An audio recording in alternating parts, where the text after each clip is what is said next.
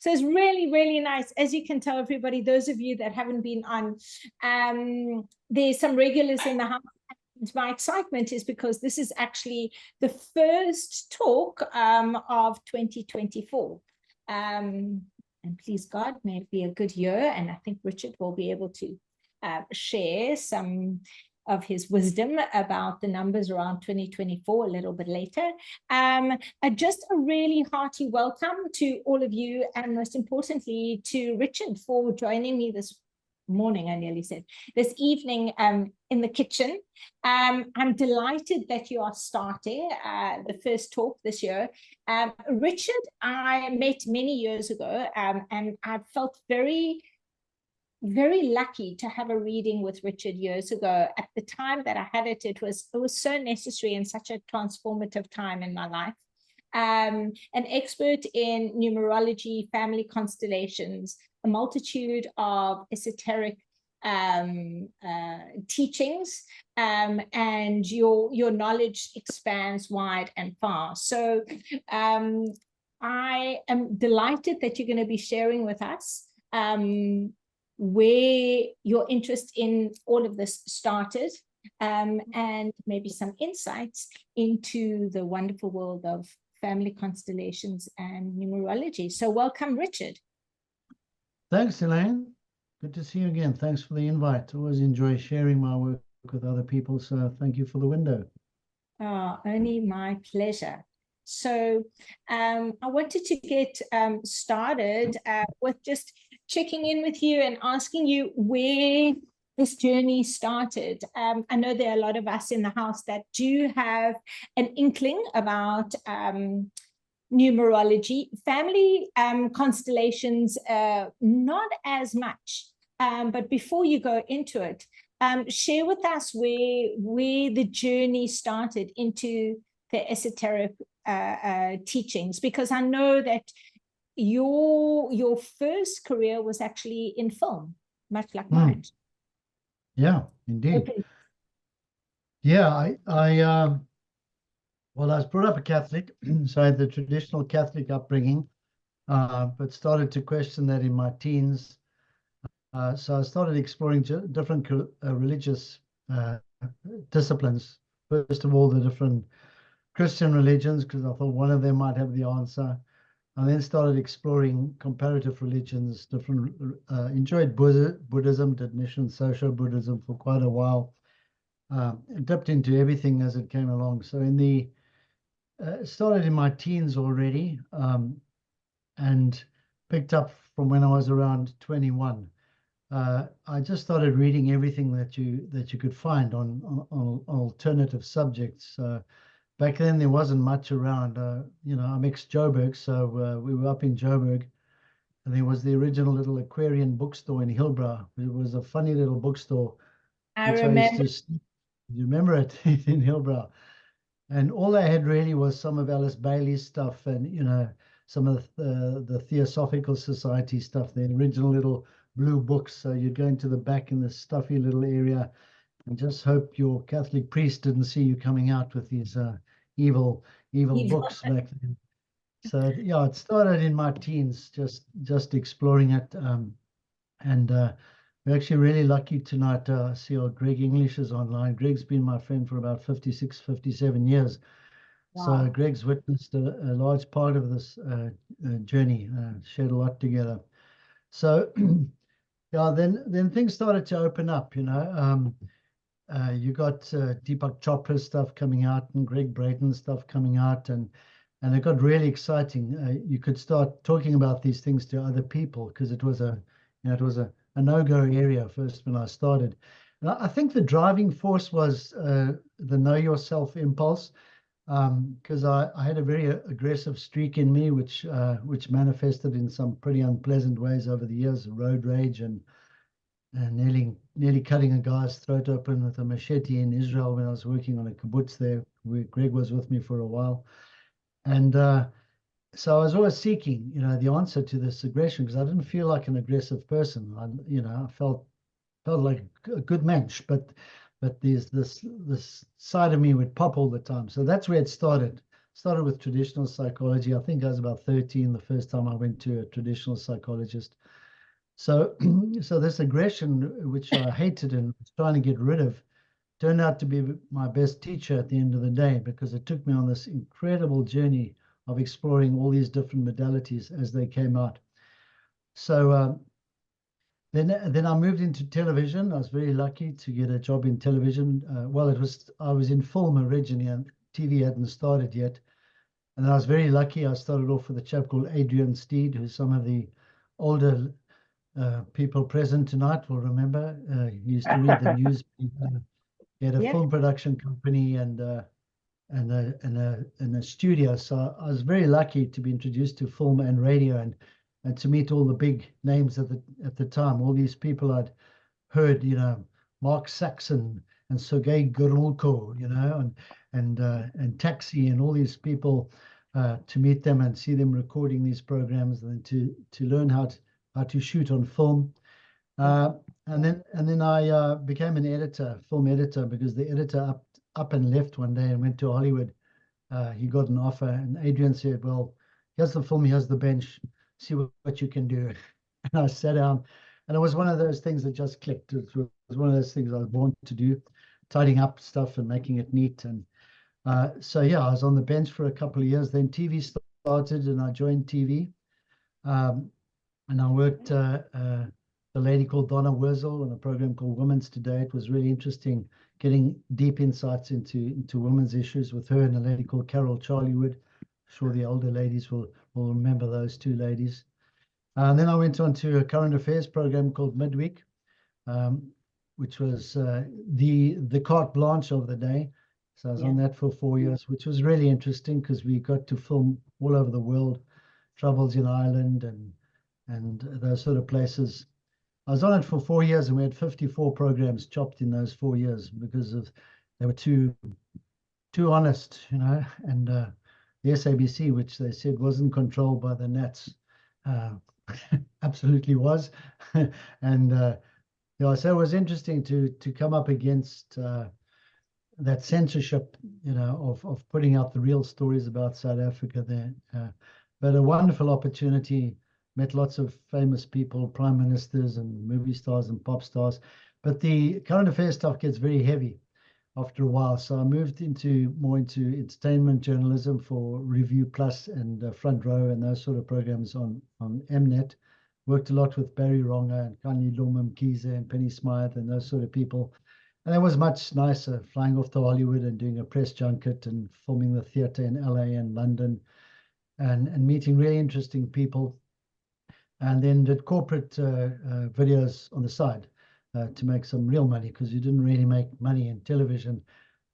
So I had a very, very blessed 30 years in television. I met amazing people, met all kinds of people, from doing documentaries of women working with AIDS babies in KwaZulu-Natal, right up to the Tom Hanks and Arnold Schwarzeneggers and George Clooney's, interviewing them in LA. So it was a blessing. It gave me insight into people across the spectrum, which I didn't realize at the time, but that affects my work today. I'm very comfortable working with anyone of any culture and at any social, structural, societal level.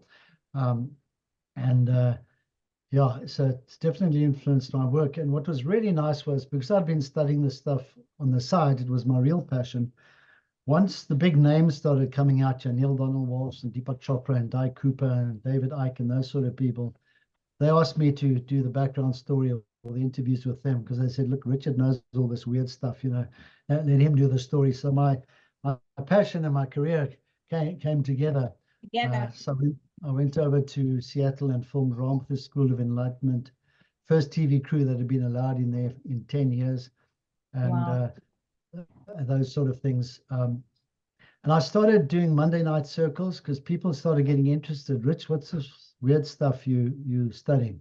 So I started a Monday night circle, and I would just do something new each night. I had about 2,000 books in my library by that stage, because as the book came out, I bought it. Like Neale Donald Walsch's books. I had the first copy in South Africa because I literally was there the day it was delivered. I was so keen, and then I met him, and spoke to him, and so it was really nice having that direct connection. And so I started, like, one night we'd do the tarot. I'd introduce people to a little bit about the tarot, and then the next night we'd do crystals, or the next week. So they went on for a couple of years, and I realized people were hungry for this stuff, you know, and the best way to learn this stuff is to teach it, so, as most teachers know. So I would study up and read up on this stuff so that I sounded like I knew what I was talking about. My wife says I'm a great bullshitter, you know. I know just enough to sound like I know what I'm talking about. So that's pretty true for most subjects, except family constellations. I can lay claim to literally being an expert in that field. But the other stuff I know enough to chat about and sound informed on. Yeah, so to cut a long story short, I moved from television after 30 years. The passion for this became too great. And I was running sweat lodges as well. I did quite a lot of shamanic stuff, worked with Incan Shamans when they came out. Michael Owen from the Twisted Hair Tribe did an 8-day medicine wheel training with him. So very eclectic insights into all the different cultures. And then one day I was doing a sweat lodge, and this one woman came to me and said, "Family Constellations, have you ever heard of it?" I said, "No." She said, "That's for you. Find out about it." So I said, "Yeah, okay, another thing to look into." And then about 2 years later, I got an email to say John Payne was doing training in South Africa in family constellations. This was about 2004. So, and I phoned him and we had an hour-long chat, and he'd started the training, and he said, "If you're interested, come and do a couple of catch-up days." And I joined the training. That was a year. And the first constellation I saw, I said, "That's it. That's what I'm here to do." At last, I was nearly 50 at the time, and it was, you know, how we're all looking for our mission and what we're here to do. Or there it was right in front of me. So I spent a year shutting down my TV production company because I had, you know, a couple of million rands worth of gear, editing suites and cameras. I literally gave those away to my colleagues. I organized my clients to be taken over by some of my production colleagues. And then I stripped the studio, and I bought 20 plastic chairs after my training, put them up in the studio, and emailed everyone I knew from the old TV days and said, "This is what I do now. If you're interested, come and have a look." And the reason I was so passionate about family constellations from day one was during my training. Obviously, you do your own constellations, and the second constellation I did took me to the source of my rage, which was me actually carrying my dad's pain. He was a very gentle, quiet man, and he'd been sexually abused as an orphan in Nazareth house when he was about 4 or 5 by either older boys or priests. So he was carrying, you know, he had that trauma which he never spoke about or revealed. So I came along as the first son after about 8 or 9 girl cousins before me. And the field said, "Right, dude, you're it. You will now carry the transgenerational pain and sort it out." And my life changed. The road rage disappeared. I stopped headbutting people and grabbing my wife by the throat and all these wonderful things that you do when the rage comes out. And it literally changed my life. And then I thought, no, I got to do this for other people. How many people have been running around for 3-4 decades like me, trying to find a source of healing for their pain? And I decided to make it a career, and that was 20 years ago, and I've never looked back. It's been an absolute blessing, and I've met the most wonderful people, some of whom are joining us here tonight. Some of my students and friends are here. And yeah, quite a long answer to a short question. I hope that's... No, that is, I mean, how beautiful. And I'm sure everybody can agree that, thank you so much for your honesty and your sharing, openness. Definitely in recognizing our pain and using that curiosity and that searching that you did, it becomes the greatest teacher. And then you have to honor it and give back and share, which is hence finding your passion and your purpose, finding your purpose through that passion. So thank you so much. I love that you gave us a full account of where, you know, how the pieces of our puzzle come together.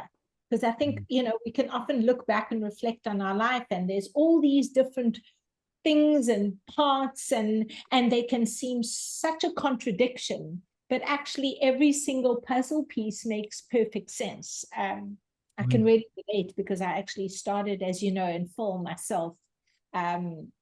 And it can be such a contrast to then moving into healing work, but actually it made me a much better healer and gave me a much broader spectrum of understanding people, just as you know, shared with us that diversity of different kinds of people that you meet, whether they are famous or whether they are, you know, bucket cleaners cleaning paintbrushes, and learn their story.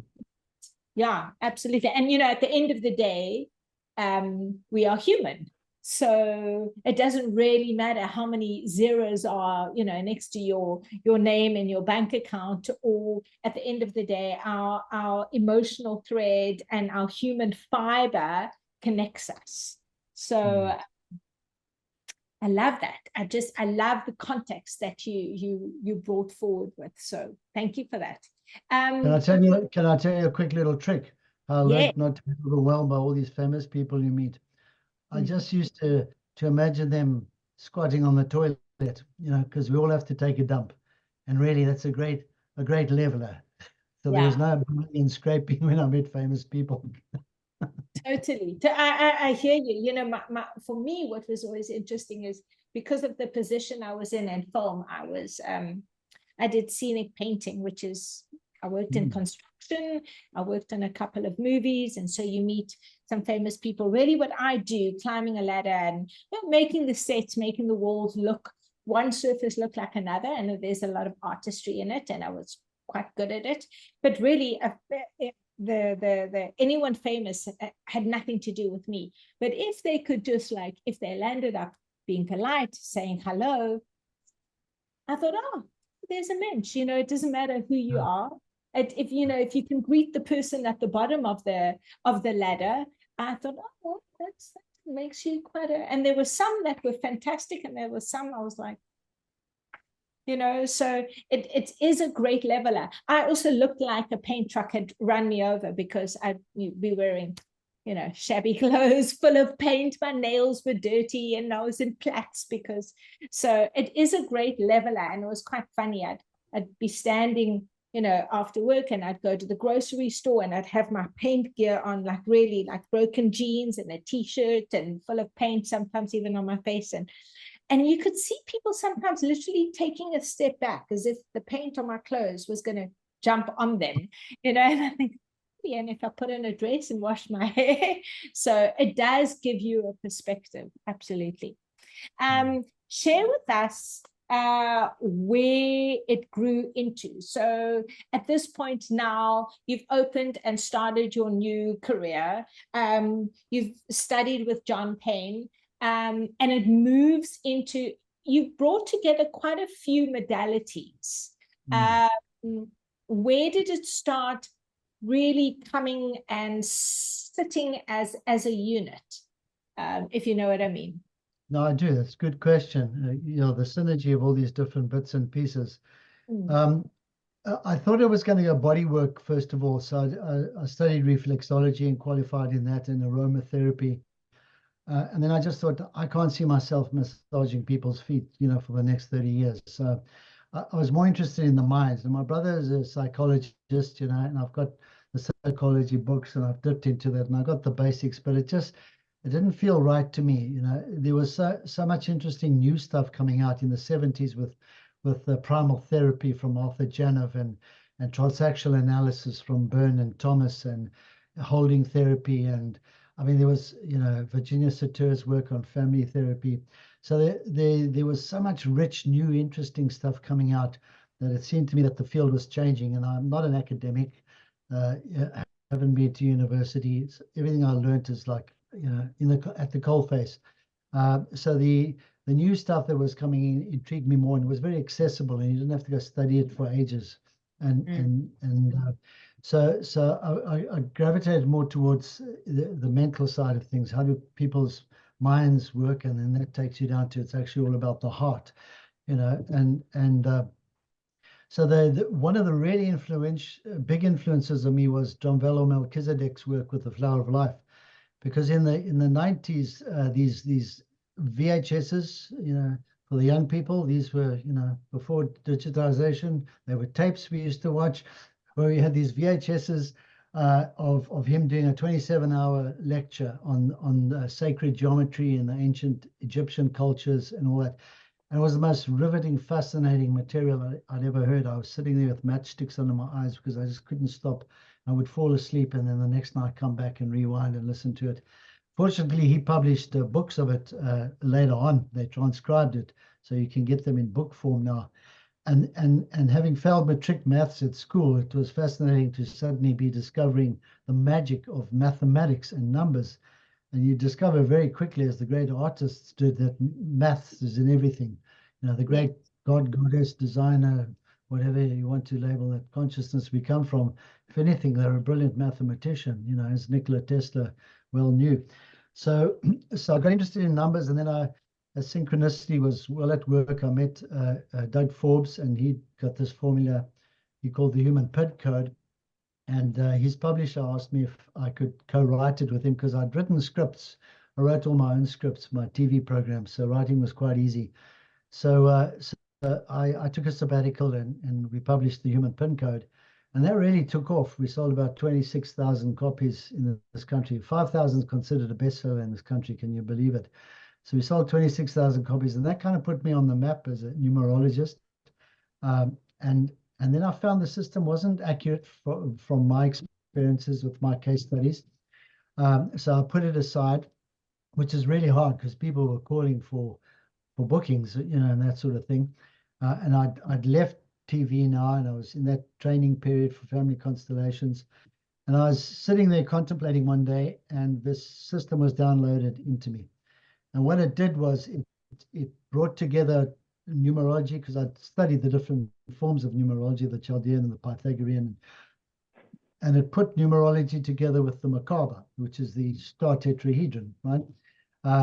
There was my date of birth on it, and then they told me what the other numbers were. And within 10 seconds, this whole system had been downloaded. You know, you read about these things when people get inspired and they get gifted these things, and you always read about it in books and other people experience it. Well, that was it. It was downloaded. 2 weeks later, I was teaching it on a weekend workshop. That's how complete it was. And it was fascinating because it's very, very simple to learn and very, very accurate, you know, compared to the traditional systems, which can be a little bit complicated to learn and grasp. So here I suddenly had this magical tool, which was, I don't say mine because it comes through me, right? But I call it mine because I'm the messenger. That was helping people understand themselves, and know yourself tool, and very easy to teach to people to start using it for themselves, which is what I love. You know, this stuff is supposed to be shared.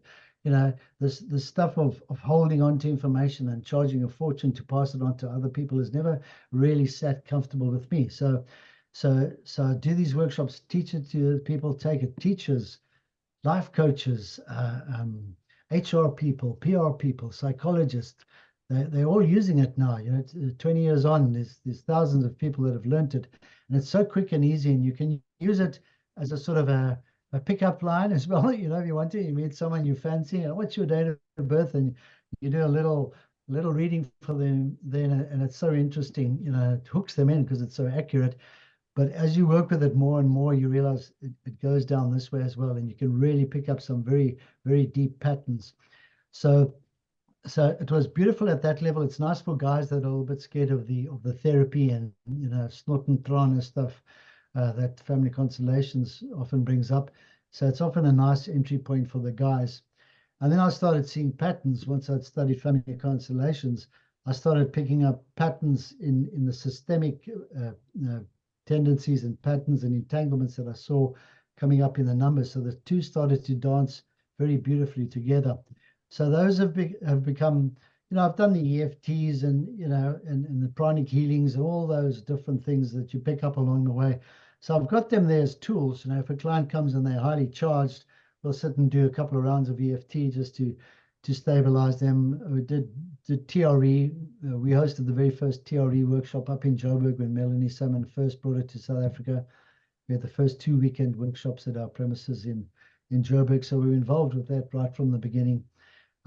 So we trained in that as well. So it's nice to have those tools and to understand them and to refer to people. Like I had a client this week, and I referred him to a TRE specialist. Done the medicine plants as well, so that I could have an understanding of them.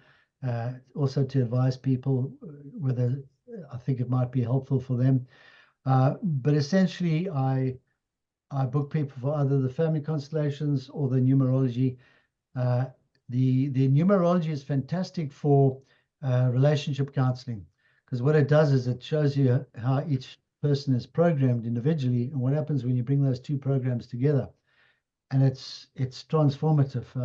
20 years of doing it pretty much every day, and I never got bored with it. Each client you do is like it's a lifestyle, it's organic, and I've said the same thing 1,000 times over, but I never get bored with it because it's just so exciting and relevant, and you see it clicking for the person. You see them getting the insights, and you go, wow, you see, this is what I wanted 30, 40 years ago. It was someone who could help me with this stuff, You can So, almost. Sorry, I was just thinking, when you do teachings like you do, and for so many years, and you say it's the same thing, but you still get excited. I love that you say but you're seeing something come alive within the person that wasn't. It's almost it's waking up something dormant, and to be part of a vessel that can wake up energy and prana and life force is so exciting, and such a gift to be given that honor, of being a tool for people. Well, that's the interesting part. You are just the tool. You know what I mean? And it's actually humbling. Yeah. Yeah, it's humbling. Because you realize, like you said, like it's yours, but it was downloaded.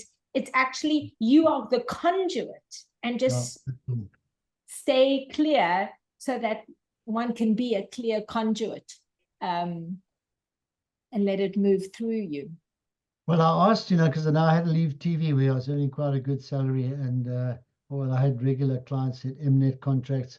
My wife Ronnie was a school teacher, but she's actually an artist and a tarot reader and astrologer, and she wanted to go into that full time.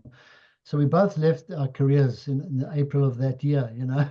We just dived off the cliff, and I asked Spirit at the time. I said, "Well, how do I do this? What do I do?" And the only instruction I got was just show up.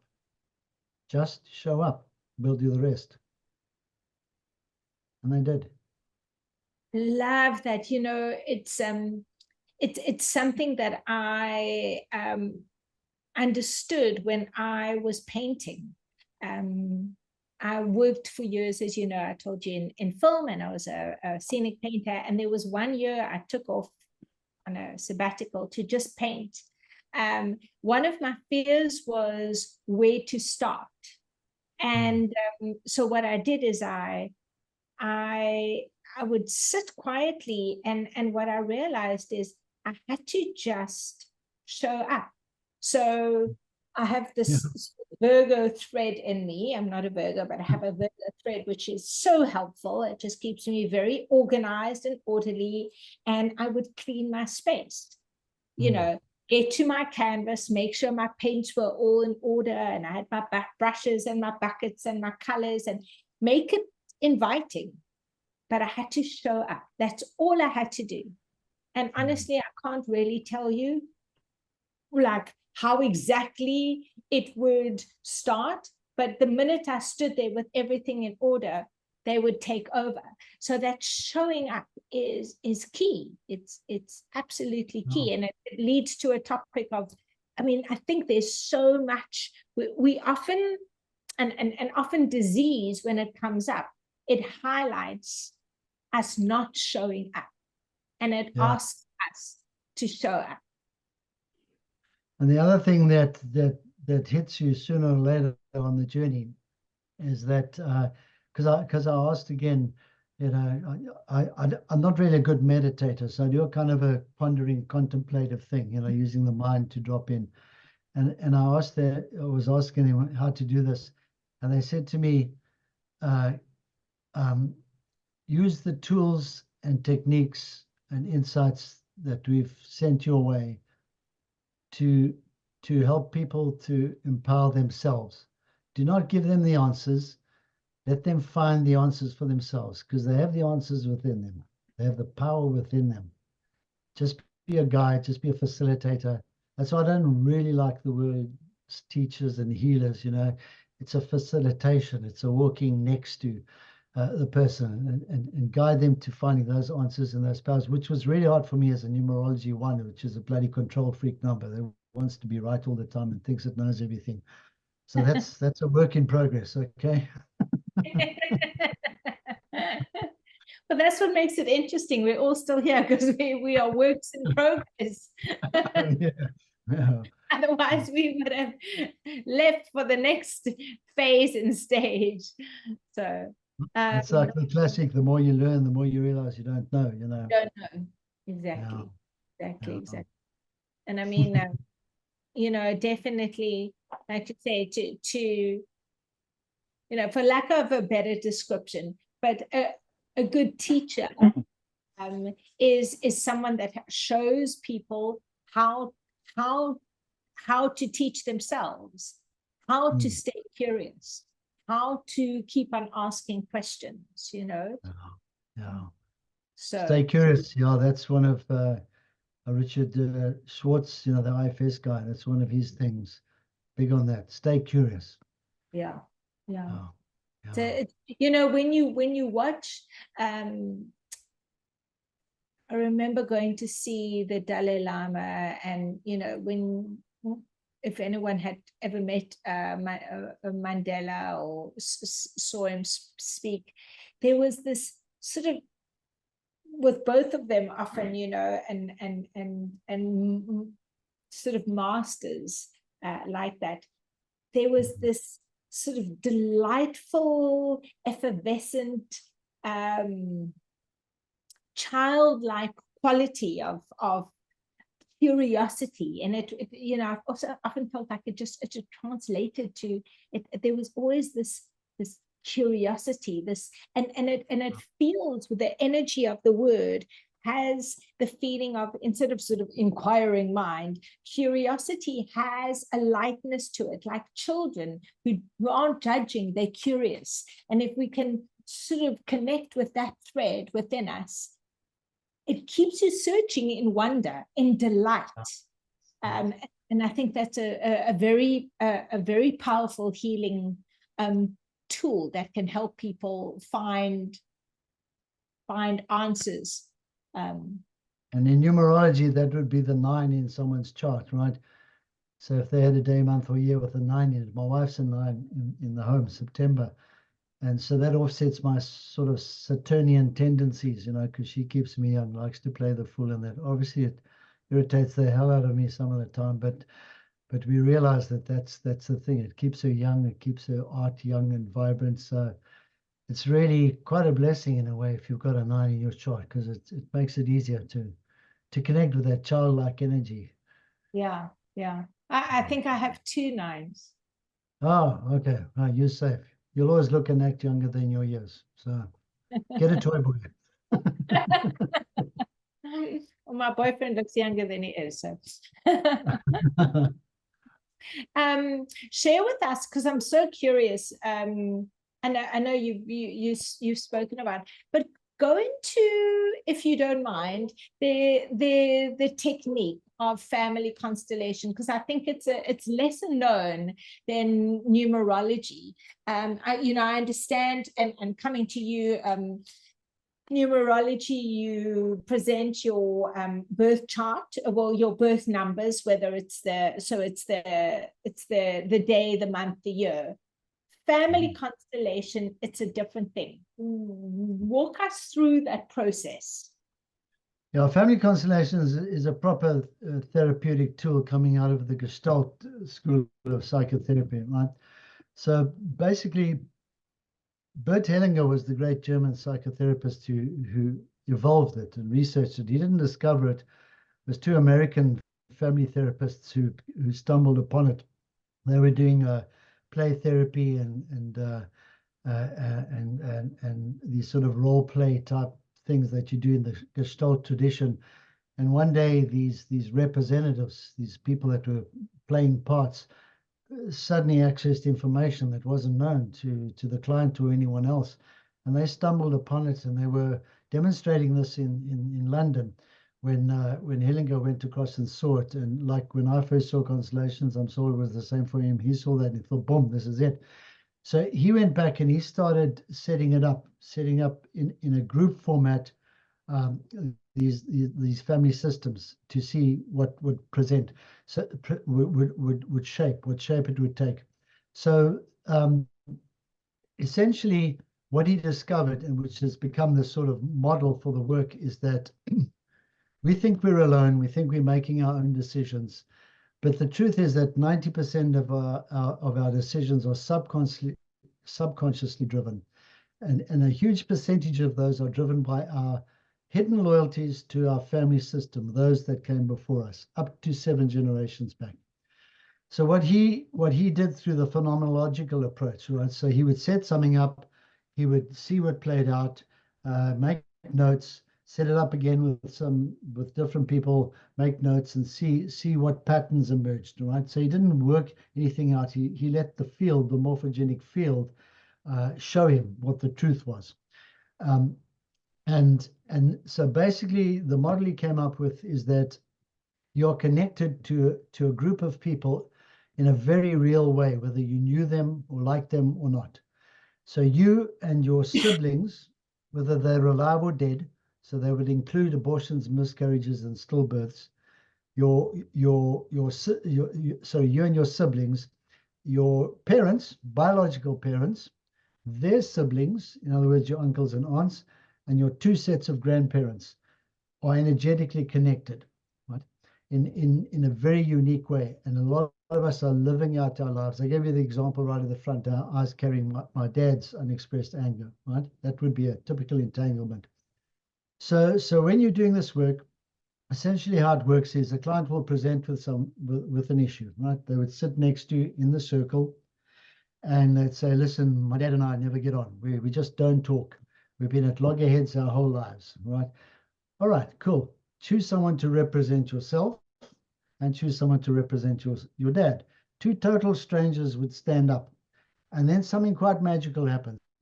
We don't understand it. It's part of the mystery of this work. But in Germany, they didn't like us to call it channeling, but you know, it's effectively a channeling that's happened. The soul of that representative sets up a temporary contract with the soul of the person they're representing. And they're able to feel stuff and sense stuff and know stuff that is not visible at the conscious level, that coming out of the subconscious or the soul level. And then based on what they share with you, you're able to recognize the patterns and the entanglements. And then you don't manipulate, you encourage the field or follow the energy in the field to reorder the family system. So in a bigger template, you might have 5 or 6 family members, right? And you've got the children and the mom and the dad's looking this way and the mom's looking this way, and the one child goes and lies down, and the other one's looking at the ground, the other one's looking at the sky, and all those would give you information about what's happening in that family system.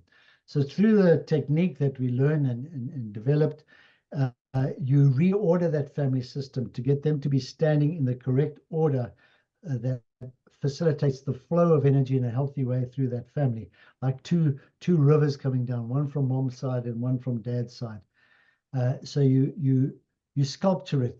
Sculptural therapy came into this quite a lot as well, as did everything that came out. Hellinger studied with Arthur Janov in America for 9 months. When NLP came out, he started using aspects of NLP in the work as well. So you reorder the family system through a sculptural intervention, following what is presented in the field sculpturally by the body language and by the feedback from the representatives. The representatives are gold when you do this work as a facilitator. You do relatively little as a facilitator. You just observe, ask questions, do a little movement here, a little movement there, and the field literally takes over and does the work for you. It's the easiest gig in town. It looks like you're doing something, but actually the field is doing all the work, and the representatives are working their little butts off with this information for you. And then you sit back and take all the kudos. So you can't adequately describe it. I've been trying for years. You have to come and see it, and once you see it, you just go, this makes imminent sense. All right. So then what happened was, not everyone wants to go to a group, especially I work a lot with women who've been sexually abused and that sort of stuff. They're not comfortable sitting in a group of people and bearing that sort of information. So we started to develop ways of doing it one-on-one. And there's 5 different ways you can work with a person one-on-one.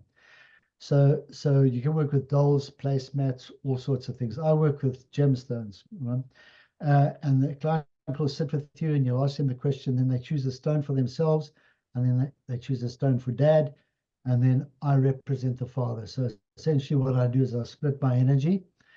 Richard sits here as the observer and watches, and then I represent that father, and I can feel what he's feeling, and I can feel what needs to be said to the person or from the person, and you feed them those truth statements. They're called truth statements. So you give these representatives, whether it's in the group, when you're one-on-one, things to say, right? So he looks at his father and he says, you were never there for me. I grew up without a father. I might as well not have had a father. They express the anger and the pain and all that stuff. That's where you usually start. And then by the end, they're hugging each other, you know what I mean? And crying on each other's shoulders if the constellation was ready to reach resolution. So it's got theater and drama in it somehow as well. Do you know what I mean? Because in LA, I believe there are quite a lot of script writers who go and they actually watch family constellations workshops, because the real human story is revealed there. The drama of this human journey is revealed in a constellation. So even though you're doing a therapy and we're all crying half the time and there's gnashing of teeth and all of that, there's something beautiful about watching it. It's like watching an authentic movie in 3D there, which I kind of love, coming from the film and TV industry. It was kind of an extension, a therapeutic movie kind of environment. So I think my constellations have probably got a little bit more flair than some of my colleagues. I bring a lot of shamanic stuff. I drum, whatever comes up. We use shakers, we use music, we use blankets and pillows, and got little props, swords, and all sorts of stuff. The medium mustn't detract from the message. They're not gimmicky. They're not there to make it more interesting. But somehow when you bring a tool in at the appropriate time, it can just kick it up a notch. So I love the group workshops. For me, they're the greatest, and can't get enough of them. Are you doing group workshops currently? I do one every second month down here in Justenburg, Flakte. I used to do them regularly down here, and mainly in Joburg, where most of my clients still are, having been there so long. But down here, my one-on-one work's so full that I prefer to just do that. So every second month, I do what I call a Goodwill Family Constellation, because it's important in this work to give something back, into the community, because you get so much, So we started this about 6 years ago. We can have about 30 people come. They donate 200 Rand towards the hire of the venue and the teas and coffees. If they can afford it, if the person comes and they can't even afford that, no problem. So I do about 7 constellations on a Sunday when we do that. So 7 people, because 1,800 Rand is quite a lot for a constellation for a large part of the community in Cape Town. So the idea was to make it accessible for people who couldn't afford it, people who needed the work, people who wanted to see the work and see what the hell it was all about. So I love it. We do 6 a year, and it's beautiful. And the real blessing is, because so many people have trained with me now, that usually at least half, sometimes a little bit more, of those 30 people are actually my students and colleagues. So as part of their ongoing experience of the work. And it gives me absolutely brilliant representatives to work with, because these people know the work and they hold that space magnificently. And it's a benefit for the new people who come along, because they're really getting a powerhouse team in terms of composite experience with me and these students and colleagues there. So yeah, that's open. But as I was just saying to Rob, because he tried to book today, but I opened bookings last week and 24 hours later, 30 people had booked. So that was it. So I might have to start doing it more often. So Often. free constellations are very easy to sell in Cape Town, I've discovered. Yeah, who would have thought? That sounds amazing. You know,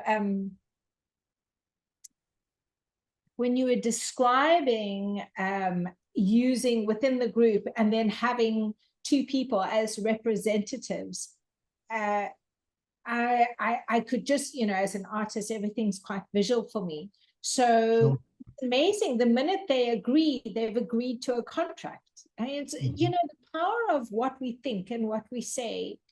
When you start knowing that and practicing it, like, it really holds true. And I know Lisa's busy agreeing, because I work with that just when I'm working with people and I ask them to think about a part of their body. We used to, bear with me, the Gemini brain goes all over, but I bring the pieces of the puzzle together.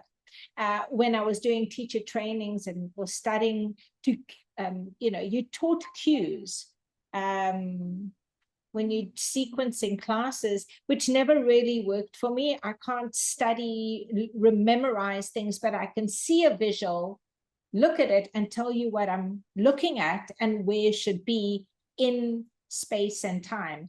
And what I do now is instead of saying activate that muscle, because I'm not really sure, you know, it's like you might have a muscle in your ligaments in your toes, and if you've never actually used your feet to activate it, I know it took me years. Now I just go, think about your foot, think about your shoulder, and immediately the mind goes, or to the hand. And the minute your mind is within that area, it opens it up and activates it. So that agreement of, okay, I will be a representative, I agree to fully be a representative. You switched on like a plug in, like a plug ignited, and you know, for you as the, you know, as the leader of it, but it's actually the easy part. You're just watching the representatives be used as like this. The field is the puppet master, and it's just using them, you know. And the thing is, this work, I'm just like, and it's so relevant today, you know, that you can share this, and you're doing teacher, you know, you sharing your courses, you're giving some of them pro bono. What you're doing is you're getting people more connected to the field. And the more connected we are to the field, the more healing happens, the more the propaganda has no power. And so it's so important for us just to have these tools and just, you know, plugging people into the field. What a gift you are offering.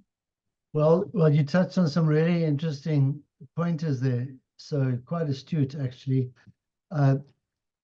One of the things that fascinates me about the representatives, because they're a gift to this work, you know, is when a representative is chosen, you'll choose a total stranger. It's just like an energetic pull. Okay, please, will you represent my dad? And they come in. And we work with illnesses and diseases as well. You know, and I remember the first time it happened, this lady presented with MS. You know, so I said, choose someone for yourself and someone to represent your MS. She went, a room of 30 people, chose this woman. This woman stood up and she was smiling. And I said, what's up? She said, no, I'm an MS sufferer. So the field chooses the right person, because the representative will also be getting part of their healing. It'll be part of their own story, you know, or part of their family story. So it's working on multiple levels. And some constellations even go to the generic. You know, some of the women's themes we've been working around abuse and sexual abuse and rape and that, you can feel when you're working in the field that it's gone boop, and that the constellation you're doing there is actually having a benefit in that morphogenic field, in that collective field that connects all of us, on all the women that have been raped through all of time. And you can tell that because there's not a dry eye in the place. You know, every woman there identifies that, and it's hard to explain, but when you're there, it's tangible. It goes from the microcosm to the macrocosm, and you realize we are all interconnected. There is no degrees of separation. Absolutely. And also it goes into, we aren't as physical, I mean, we're physical, but we're not really, you know, we're much more energetic than we are physical. It's just such, it's the gross muscle, it's the obvious, okay, so we see each other in this physical form, but we are energy and have been energy, you know, forever. So going into the field, it's going home, it's tapping in, it's actually, it's so easy, but it is an experiential thing. Like you say, it's very hard if someone isn't in that, hasn't experienced being in the field, in the energetic power of the field, to understand it. Can I explain what the field is for those people who might not know, because we keep referring to it? Yeah. So it's become the sort of generic for this work to talk about the field, which is an abbreviation of the morphic or morphogenic field, which was a term coined by Professor Rupert Sheldrake, who's a Cambridge Don, who came across this. And what he was doing was he was studying dogs. It's actually quite a fascinating little story. He's a beautifully spoken, you know, Oxford Don type, that beautiful English accent. And his wife is this larger than life, colorful shamanic practitioner, you know, talking about opposites attracting. And she does a lot of work in Exeter, where there's a lot of this sort of stuff in the UK. And he was studying his dogs, their pupil dilation and their temperatures and all these things that biologists do, and making notes. And then one day he wanted to see when his wife was coming home, and he started noticing parallels in the biological changes that he was measuring in his dogs at exactly the same time that his wife was leaving Brighton to come back to Oxfordshire.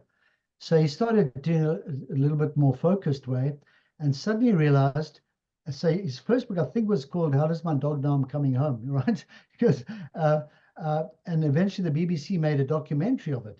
They would set up hidden cameras in these people's homes where the dog was sitting, and then they would follow this person leaving work with a roving camera, and they would come home in a different route all the time from the usual route, or they get off the bus to stop early and walk around the block.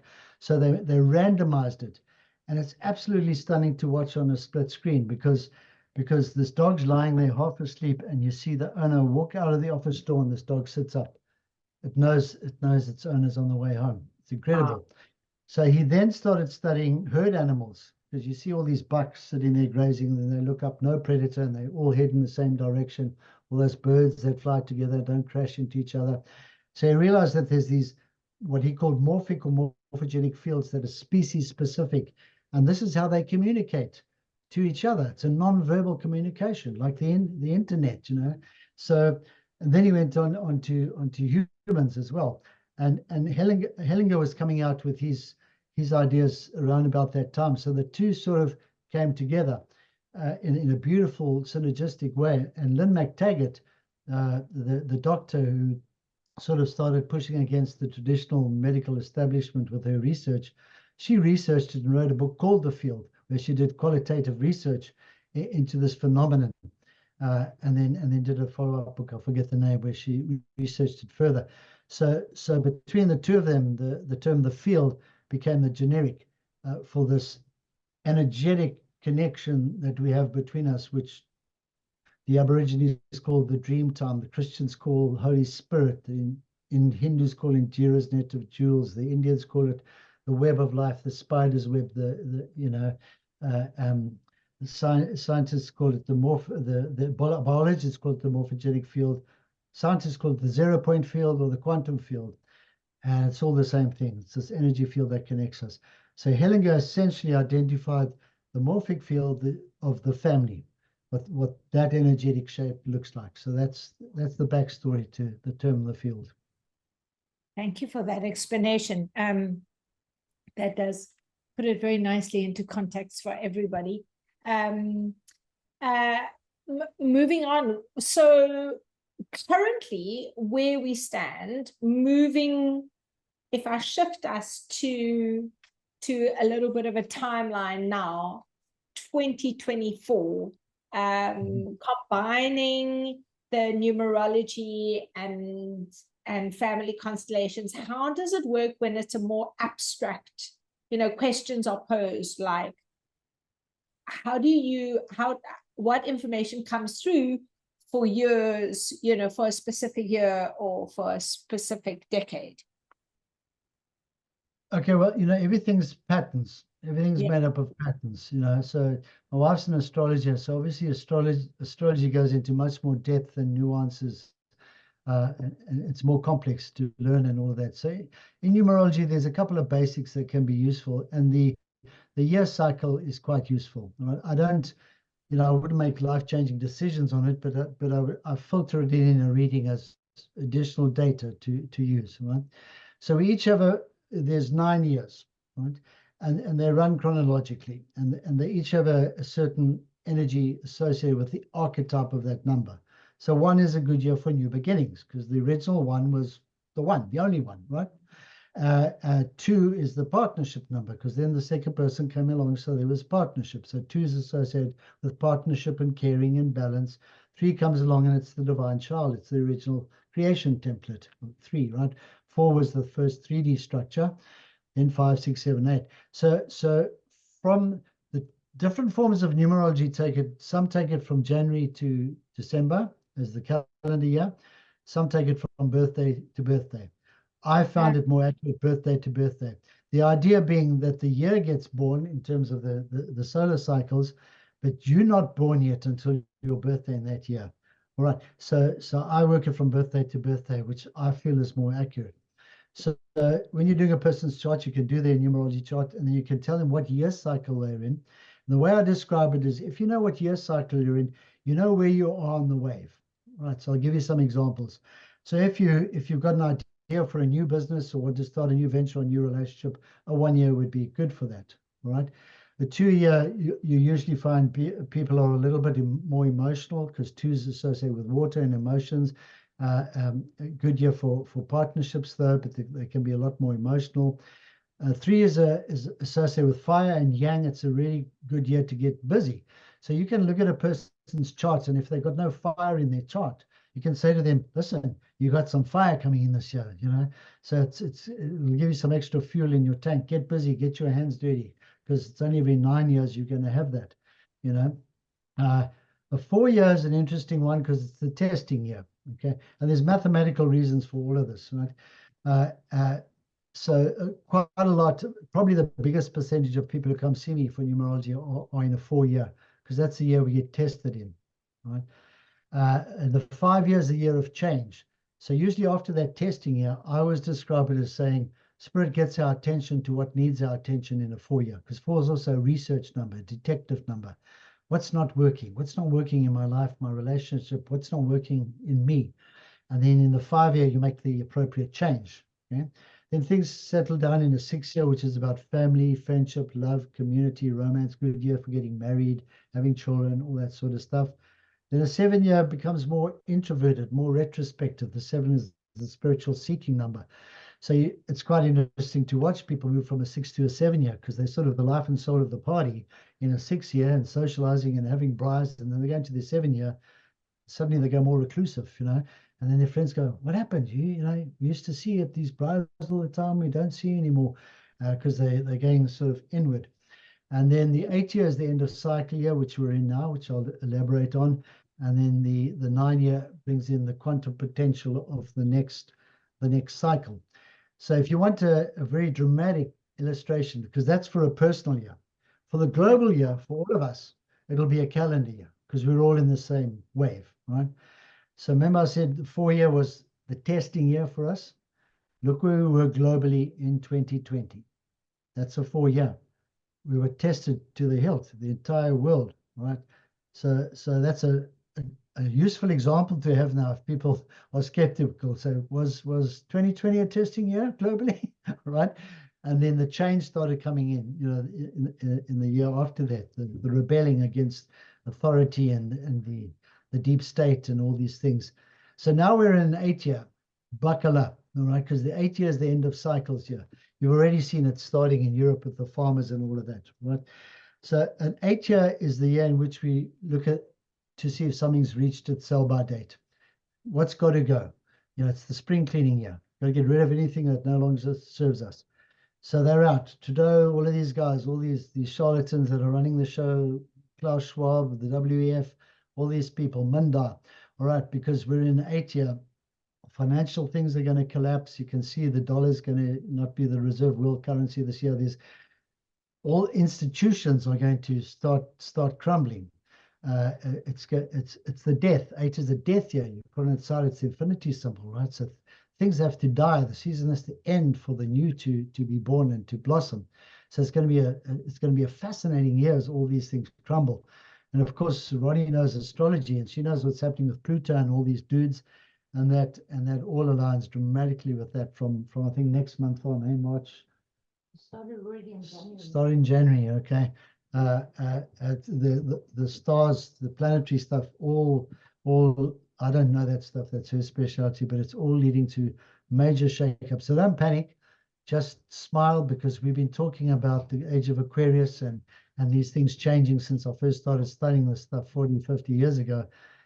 Now is the time. It's happening. It's about to start happening. It's all going to break down first. A lot of people will be scared, so it'll be important for us as facilitators and way showers, you know, to be available for people that are battling, who've had the blinkers on and they've believed CNN and the BBC their whole lives.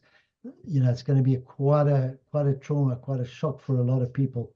So we need to be gentle and we need to be prepared to help them through it. But once we're through the other side, man, oh man, it's going to be amazing, because the next year's the 9 year. And the 9 year is the quantum year. It's the magical year. It's the unpredictable year. You never know what's going to happen. If you think AI has gone crazy up to now, watch next year in a 9 year.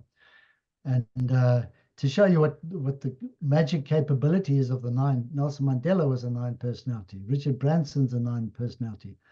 Lance Armstrong's entire chart is 9s. You know what I mean? You can see these are people who pushed the paradigm, who created alchemy and magic.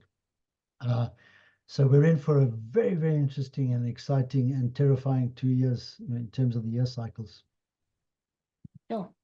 Very exciting times. I mean, hold on to the boat and hold on to the tools that we have, and hold on to the facilitators and the teachers that we know to guide us through this, you know. I love the sharing. I'd like to, at this point, open up just to everybody and ask them if anybody would like to ask any questions. I know you're sitting here and everybody stayed, which has been so nice. Please unmute yourself. And if there's anybody that has any questions for Richard about some of you, I know him really well. So I think everybody's waiting for everybody else. But I see, Lionel, you have turned on your camera. Do you want to unmute? Sorry, but we're just having a bite to eat. Oh, good. No, stay and don't switch off your camera. It's so nice to see the activity go on. Everyone seems a little bit, they're obviously happy with me and you chatting, Richard. So if there's any questions, feel free to interrupt me. Yes, Mandy. I had one. Hello. Thank you Hi. for all of that and breaking that down. That was interesting. I think in this type of work, of course, we see common themes come up. So, Richard, I was curious to know, what has been your most, not memorable, but most interesting constellation to date that you would sort of say that you'll never forget, which was like a huge lesson for you as well, other than your own, of course? Oh, sorry, Richard, unmute yourself. I don't know why it went onto mute. Sorry. So, dickhead, There. you pushed mute, that's why. No, thank you for your question, Mandy. It's a really good one. There's been so many. The ones that stick with you are the ones that have stretched you. You know, when you've learned, when the field has taught you something as a facilitator, as well as doing the work, and where you see the transformation in front of your eyes. I think some of those little examples that stick, the shortest constellation, which I always share with my students, to show you how elegant the field can be, because normally a constellation would be 30, 40 minutes. When we start, they're all too long, right? We all do like an hour and a half, and all the representatives are flagging. But as you upskill, 30 minutes, 40 minutes for a complicated one is usually enough. So one day I had a client who had an issue with her husband. So I got her to stand in for herself, because you can work with the client directly. Just a quick aside, the reason you use a representative for someone rather than the client is because if it's a traumatic situation, that representative can take the first salvo of the trauma, all right? And it's not their story, so it won't risk re-traumatizing them, all right?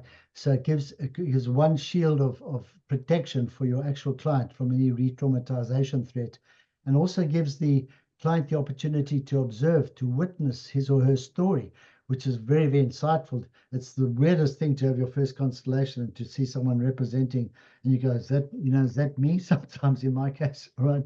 So I set this lady up with herself and her husband, and then I stepped into the field, and it's hard to explain, but the answers drop in. We call it dropping in. And I just said to her, turn to your husband, and they turned and they looked at each other, and I said, say to him, I agreed. And she turned to him and said, I agreed. And she turned to me and she said, that's it. It was the shortest constellation I ever did, quickest $600 I'd ever earned, because it was $600 in those days. And that was the one sentence that the soul needed to hear, because there was a whole story she shared with me about what her husband did and didn't do and what she'd done. And the bottom line is, she agreed. Okay, was it at the soul level? Was it at the personality level? I don't know. I don't care. But her soul was just saying, yeah, I signed up for this, or I stayed, or I agreed. I played my part. So that was very beautiful. On the other side of the pendulum, when you first start doing this work, you think you can solve the problems of the universe, right? So we set up a constellation for the witches, the burning of the witches at the stake. And we watched a series of documentaries in the morning called The Burning Times, which spoke about what had happened. And then we set up a constellation. So we had someone for the Catholic Church, we had someone for the Inquisition, and we had witches and all sorts of things. And it became the most chaotic constellation I've ever seen, all right? It was interesting in what it revealed, because we think of these witches being burnt at the stake, but you start to realize as the field reveals, there were witches who were genuine, dark, Wiccan people, right, who were manipulating energies. There were simple herbalist women who were healing people with plants. There were women who had wanted the property owned by the other women, so they sold them out and reported them as witches so that they would be burnt at the stake so they could get their property. So there was 8 or 10 different versions of the witches that we all lumped together, and it got too big. All these traumas and all they represented, it was all just playing out. I had people crawling across the top of couches. I had people collapsing on the floor, and that's when we realized, whoa, you know, one of the classic lines in family constellations is, "For this I'm too small." Right? This is where I learned for this I'm too small. So those were the two ends of the spectrum, in between such a wide range of experiences. But I think the ones that touch you are, there was the really cute one. These 2 little girls, a little slight woman. This woman felt lonely her whole life, felt like someone was missing. She got married, she had kids, and nothing seemed to fill this hole. And so she was in the field, and I stepped into the field, and I just got this impulse. I wonder if there was a missing twin, you know. So I brought a representative in. I didn't tell anyone who it was. I silently nominated. You just tell the soul. I brought her in as the twin of the sister. They turned and looked at each other, and they ran towards each other, and they started hugging and dancing in the field like this. They'd found each other again. And so the field revealed to us that they'd been in utero, and the one had left, right? So this one had been left behind, abandoned, deserted in utero already. And so her whole life felt empty, felt like something was missing, and she couldn't find it in anything in the outside world. And after she'd been reconciled with her twin sibling in utero, that all changed. She felt complete. That's one I remember, because we were all bawling our eyes out. We were laughing at first because it looked so ridiculous, these two little girls bobbing up and down. And then the beauty of it just hit us. So we do a lot of graveyard scenes. People have not had time to say goodbye to family members. They were killed in a car accident, and they never got to say goodbye. So you complete the grieving process by setting up the graveyard scene. Very beautiful. They come up very, very often, very profound and life-changing for people. Supporting people with ancestors, we do regularly. People there's a lot of men who don't have their fathers around, absent fathers or unavailable fathers. So you just bring these men into the world of men, and you put a grandfather or 7 generations of men behind them, and you just see the masculinity arrive in these guys, and the same for women. So yeah, there's so many. I can't. Those are a couple that sort of jump out. I hope that answers your question. Yes, that's the cliche of like the real being stranger than fiction. Like that was, I was expecting an interesting answer, but that was wild. Thank you. Thank you for sharing. Yeah, and what's interesting is, you know, you hope that a constellation will reveal a healing option, which probably 80% of the time, maybe 90% of the time it does. And that's why it gets its good reputation.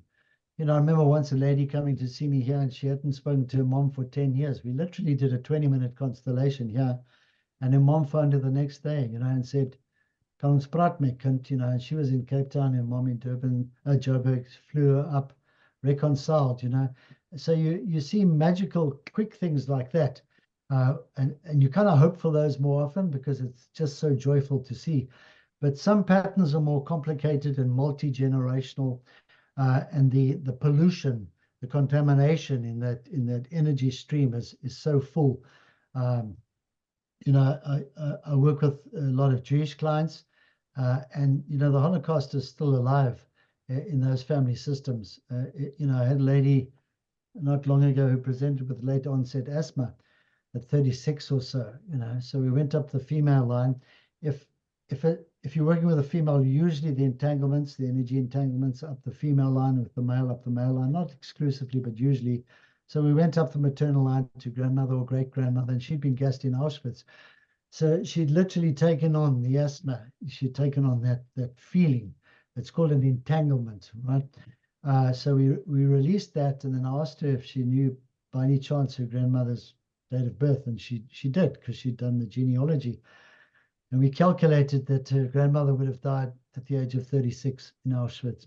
So when she hit 36, boom, she locked in. We call it an anniversary entanglement on a certain day or an age or something like that. These energy hook-ins happen.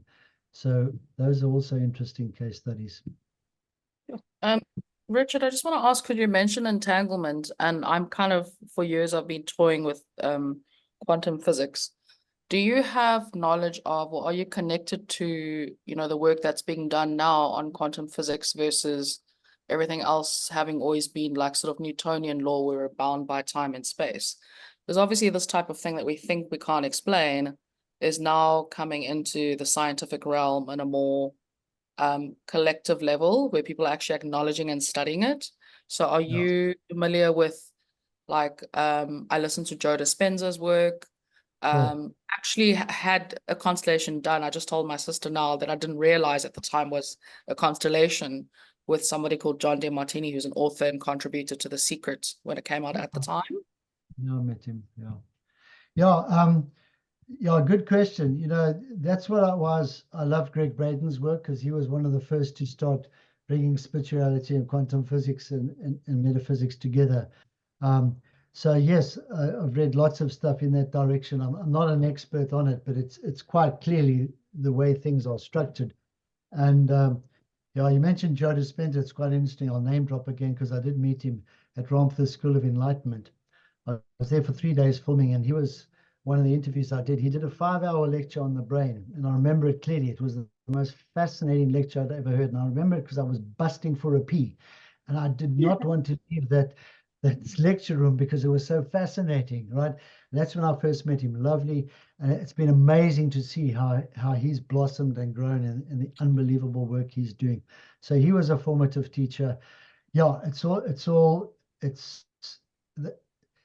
these things shouldn't really have ever been separated, you know, and put into neat little boxes. We like putting these things into neat little boxes, you know. So I think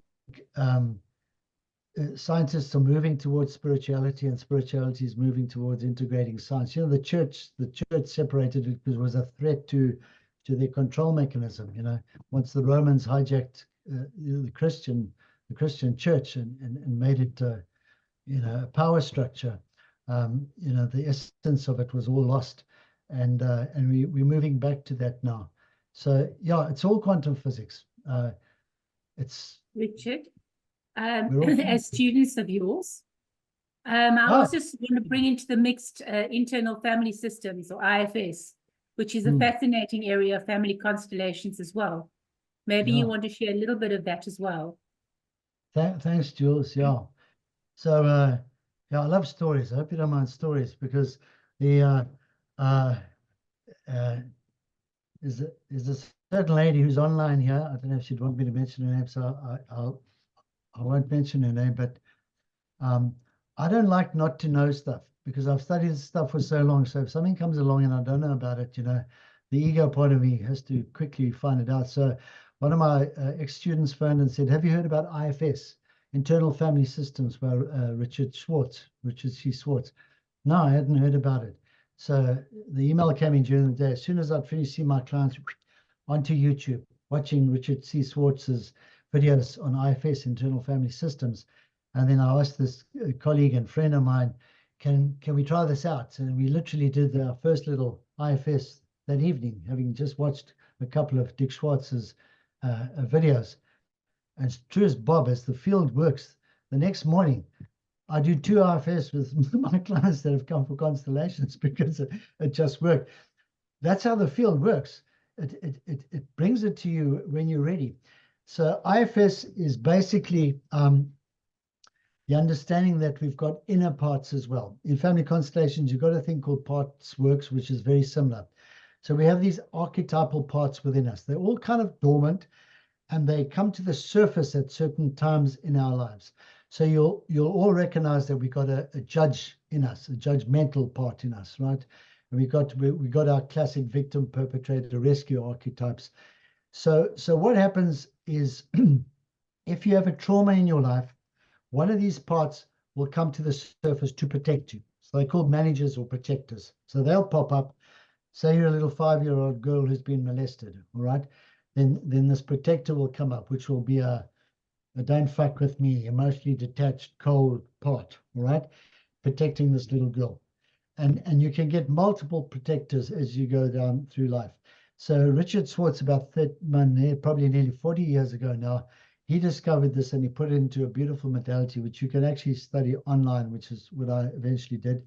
And and it's so similar to family constellations, except it's happening on the inside. So it's really nice, because I do a lot of work over Zoom with people, and not everything is about family members, you know, about what dad did to me or husband's done to me, all of that. It's about parts of ourselves that are not integrated, that are fighting with each other. So internal family systems, there's an internal dialogue where you converse with these protectors, and let them know that the person is safe and they're adult now and they survived the abuse, and you get them to move aside, and you move down the line, and you heal those wounded parts, and you bring them into the light of healing, and then you reframe these protectors and give them a new designation, a new role that's more elegant and more serving of that person in the current time. So it's really fairly easy to learn. The basics are pretty graspable, and it dovetails fantastically with family constellation work. I often move between the two. I'll start with the stones, and then I'll realize there's a part getting in the way. This person just can't cry or can't open up. Close your eyes, go inward, find that part, identify it, have a chat with it, transmute it, move it to the side, go in, come back out, back into the constellation. So beautiful modality, and grateful to Richard C. Swartz for sharing it with us. Thanks, Jules. Pleasure. Thank you. Thanks, Jules. So there are both Lisa and Anne want to know, how do you work out your personal year number? Okay, good question, right? So you're born on a day, a month, and a year. Those are the key vibrations that numerology works with. Okay? In my system, the day tells you what kind of personality you are on the outside, your surface traits, cover of your book, so to speak. The month tells you what you like at home. It's your intimate number, very good for relationship counseling. And the year tells me what you like in the social context, good for career guidance, and what happens in the outside world. All three come together. You add them together to create what's called your life path. All numerology uses those basic 4 frequencies. So now you were born in a certain day, month, and year. Right? So the day and the month stay the same. Right? So let's say you're born on the 1st of June. You're always going to be born on the 1st of June. That's your day. But alas, as we know, the years move on. Right? So in your normal numerology chart, you'll use the year. Mine's 1955, right? So I'll be at 2 there, right? But now I'm not in 1955 anymore, but my day and month stay the same. So you take the day, the month, and the current year. So the current year is an 8 now, if you've had your birthday, all right? If you haven't been born yet, if your birthday is the 1st of June, you haven't been born yet. So you're still in the 7 year, yeah? Because you're in last year. After June, you'll go into the 8 year. Right? If someone was born last month in January, they'll already be in an 8 year. So just take your day. If it's a double digit, mine's a 19. 1 plus 9 is 10. 1 plus 0 is 1. If you're born on the 12th, 1 plus 2 is 3. If you're born on the 16th, 1 plus 6 is 7. Add your day together to get a single digit. If your month is more than 1 digit, do the same. October is a 1. November, 1 and 1 is 2. December, 1 and 2 is 3. Add those 2 together. Right? So those always stay the same. And then if you've had your birthday, add an 8 to that. If you haven't had your birthday yet, add a 7 to that, and that'll give you your year's cycle. Does that make sense? Okay. Lisa, did that answer your question? Anne, did that answer your question? Okay. Excellent. That's so interesting. I'm loving this. Ready for a reading. Everyone's checking to see if they're in a 4 year or not. So can I use an example? Like just Sure. to well, no, I'm just going to qualify. So just to check with you. So I'm the 31st of May, 1971. So the 31 is a 4. May is 5. So in the 7 year. 71 is a 9. Yeah. So in the 7 year. 31st is a 4. May is a 5. So that's 9. You haven't had your birthday yet. So in the 7 year. Here's a little trick that we teach on the workshop, all right? Whatever number you add to a 9 cancels out in numerology. Okay? Not in your checkbook or your accounting system, only in numerology. Be careful. I always tell this story, you know, because when you do this every day, you automatically add the numbers together, right? So I remember we were invited out for dinner, and someone said, "Oh, their address was 27 Long Street, say, right?" So of course, in my mind, that's a 9. So there I am driving up, knock on the door. Hi, is this Peter's house? No, Peter here. Oh, he said it was 9 Long Street, 27 Long Street. So you got to be careful about doing that too quickly. So let's take, for example, Trump and Mandela meet, right? So Trump's a 5, Mandela's a 9. 9 plus 5, 14. We add them together because we're always reducing. 1 plus 4 is 5. So it takes you back to a 5. So you might as well cancel the 9 out. So your 4 and your 5 tells me it's a 9 straight away. That's why I could say, you're in May, you haven't had your birthday yet. So you can, in a split second, you can say you're in a 7 year. And you look like a mathematical genius. Good trick. Not, yeah.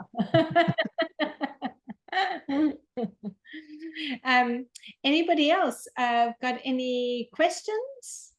Kelly, unmute yourself. Hello. Yeah. Thank you. It's been lovely listening to all this. So just on a slightly odd note, maybe, but you were the one who brought up animals. If we're all affected by all these generations and everything that affects us, do you think that animals may have the same thing? I can't give a definitive answer, but my suspicion would be no, because we have individual souls and animals have collective souls. They have group souls. So I don't think you get that transgenerational pattern coming down. It's a different level of consciousness. We've got this thing called free will where we make choices. The animals is just about survival. It's about breeding and eating and perpetuating the species. But we have intellect and free will and a more intimate connection with the divine, a more individuated experience of the divine. So my suspicion would be that those transgenerational patterns wouldn't apply to animals. Although when I look at my vicious little redhead Staffy, I'm sure her parents were fighters. So maybe there's something there. Thanks, Kel. Robert. Yeah, thanks. Just to add to that, with the animals, I've done some work with animals and found that there is some level of carrying of trauma from one generation to another. So yeah, worked with a dog and was carrying his mother had a stomach problem and didn't have sufficient nutrition, and that then showed up as in his life. And when I went back to and found the parents, I found out, yes, that she actually had problems. So it can transfer. Okay. But also in the same way, I found that with animals, they often carry for their pet owner. So yes, very true. yeah, and yeah, Richard, we've seen that also in the constellation. Sometimes you'll have animals come into the constellation, and they're either bringing resolution or, as we often see it at Shanti, they're the catalyst. But they will often present also with similar issues as their pet owner, so they can be quite a good resource as well to use. Yeah, good points, Rob. Absolutely right. They're wonderful in constellations, and our dogs definitely carry our stuff. Have you noticed how many people sort of look like their dogs as well? How it's a good match. In the early days, we did a lot of experimenting in the early days. We set up an animal constellation day. So the idea was people could come and constellate their pets. And so some people who normally wouldn't come to constellations came because they thought, I'm going to constellate Fifi and Fido and it'll be safe, But what happens in the constellation, Fifi and Fido become mom and dad. So the next thing that happens is they're landing up doing a constellation with their mother and their father anyway. But it's hysterical to see some of these representatives taking on these animal postures and these animal traits. It's I could suggest experimenting with it for those of you that have done the training to set it up. It's really, really interesting. It's different. I've only done one or two, so I'm not an expert on that. I'm just an animal lover because I think the dogs in particular symbolize unconditional love and show us what it's supposed to be about. So maybe we can learn from them. I actually on one of my shows last year, I had an amazing animal communicator come on, a lady, Leila Delamont, from France. And she's, I suppose for lack of a better description, she's a animal whisperer. She psychically picks up the trauma and she finds out what's going on. I think, Kelly, if you didn't see that, that one is really worth watching. And she also has a documentary that I found on YouTube, and she takes you follow her, and she goes to see different animals. She tunes in to them, and you speak about how connected they are to their owners, and they actually tell her, and she comes to the owner, and they've picked up behavior that emulates the owner's trauma. It's fascinating.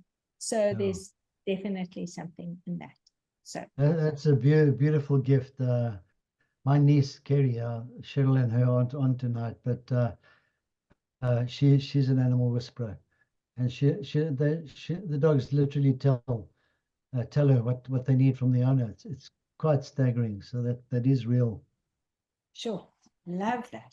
Maybe she should come on. I'd like that as well. So I'm always looking for more speakers to come and share their gifts. Last, just to end off, I wanted to, unless anybody else wants to ask any questions, any sort of end of notes from you, Richard, just in terms of sharing with us, anything you want to share, just in terms of maybe sharing with us any courses that are coming up, that people can get hold of you. What is the best form of getting hold of you, via email or Telegram? Yeah, email and Telegram are the two I use. I don't do social media. I'm not a social media fan, but you need one outlet, and I found Telegram is my choice. So yeah, I have a group on that for people who've trained with me, so we can keep in contact and share what's happening, and we try and do a Zoom session once a month. Yeah, I do, as I said, the Goodwill sessions every second month. So if you're interested in that, you can just drop me an email, then I'll put you on the invite list.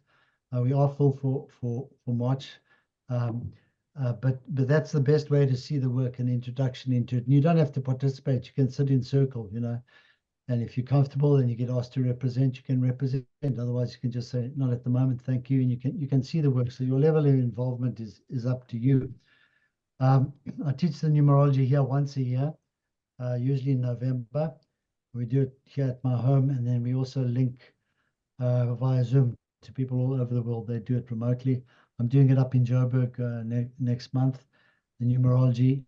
It's a 2-day workshop. After 2 days, the people can start using it on the Monday if they've got the aptitude and they keep in. It's that quick. You can start applying it straight away.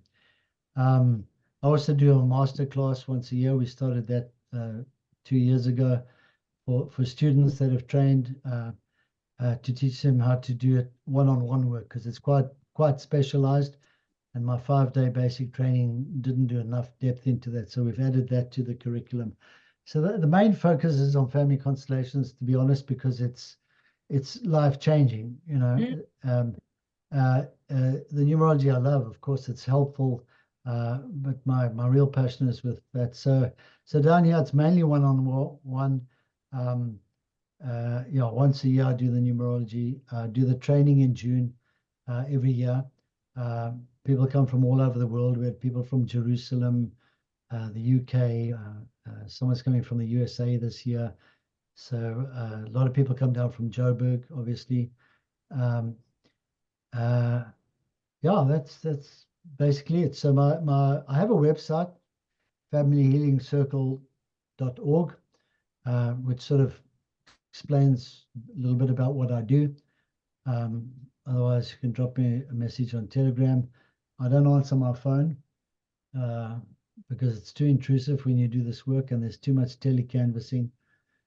So Telegram or email is the best. Usually quite good at replying. So Excellent. if you have any questions, happy to answer them always. So if you can send me your info on Telegram, just your email address and you know, and your handle, whatever. And I am going to share that with my group, if that's okay with you. Because I know there are people very, very keen to have a listen and a session. So I want to now just have the opportunity to thank you so much for coming and joining me in the kitchen. Thank all of you for joining me. It's so lovely to see so many new faces, and I hope that you come back again.